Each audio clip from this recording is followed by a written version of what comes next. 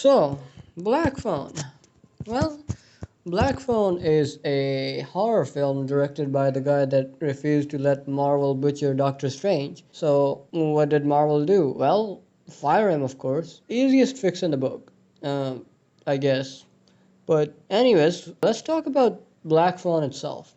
Now, Scott Derrickson made this movie after Disney fired him from Doctor Strange 2. I don't know his work that much. I watched Sinister when I was like 16, barely able to recall it, and other than Doctor Strange, I haven't seen any of his works. So, I went into this movie expecting nothing. I didn't even know what was it about or what the premise was or why no one talked about it, but oh boy, was I surprised. I did not expect this movie to be as good as it was. Sure, I didn't have the highest of expectations, but I think even if I did have them, I would still be pleased. It is horror done not for the sake of horror, but to elicit the worst of fears in those who share similar mindset as not only the protagonist but also the antagonist, which is something so rare that I can't even recall the last time I saw something like this. The movie is about an abducted child and his kidnapper, and that I think has the perfect potential to serve as the basis of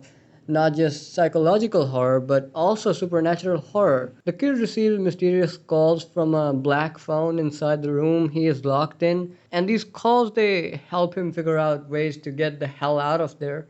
Now, the human mind works in mysterious ways, and it is as much normal for a kidnapped child to experience extraordinary things, even if they are just hallucinations, as much as it is for me or you to feel scared. Now, to the mind of that kid, those hallucinations are as real as my voice you are hearing right now. I know something like this has been done in the show, like Haunting of Hill House, but there, this element was played deeply and openly as actual supernatural horror rather than hallucinations or a mystery. And to be honest, the film never even actually acknowledges those visions or calls to be hallucinations, and for all we know, they could actually be the ghosts contacting the boy from the afterlife.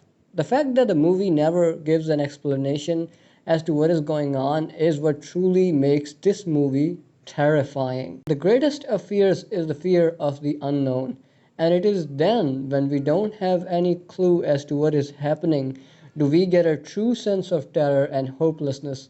Because how can we control something when we don't even understand it? When we don't even know what it is? This aspect of ambiguity is also played in the character of the antagonist. That is right up until the mid, where the movie establishes him as just another serial killer and kidnapper. Which, is kind of not a great move if this movie had, like kept the villain shrouded in mystery. I think it could have been even better than what it was. But that is more of a nitpick, I guess. And yeah, it was a great movie. I genuinely despise the modern horror. The Conjuring universe destroyed horror for me as a genre. I rarely watch horror, but this film was a breath of fresh air for me. I think this is how horror should be done. I think films and TV shows should take a more ambiguous approach as to what elicits horror in people. Like, the fear of the unknown is the greatest fear there is, and they should play around with that instead of making CGI monstrosities or cheap ass jump scares. And well, that is all I have for now. Yeah, I know this isn't Sandman, but Sandman is a whole can of worms, and it's gonna be a while before I talk about it, or I might just even drop it altogether. And the reasons for that I will not disclose here in this video. Thanks for watching.